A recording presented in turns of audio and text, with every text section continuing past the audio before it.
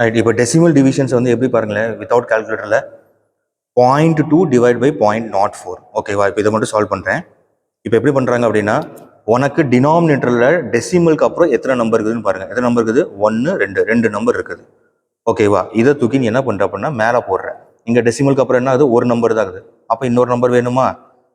டினாமினேட்டரில் டெசிமலுக்கு அப்புறம் 2 நம்பர் இருக்குது. நியூமரேட்டரில் டெசிமலுக்கு அப்புறம் ஒரு நம்பர் தான் இருக்குது. அப்போ இன்னொரு நம்பர் 0ன்னு போட்டுக்கும். ஓகேவா? போட்டுட்டு டிவைட் பை இந்த லாஸ்ட் நம்பர், இந்த 4. இப்போ பாருங்க, 0.2 டிவைட் 0.04. ரெண்டு இங்கே 2 நம்பர் இருக்குது.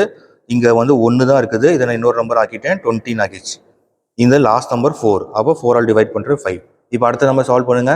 கீழே வந்து டினாமினேட்டரில் 3 நம்பர், டெசிமலுக்கு அப்புறம் 3 நம்பர் இருக்குது. நியூமரேட்டருக்கு அப்புறம் என்ன ஆகுது?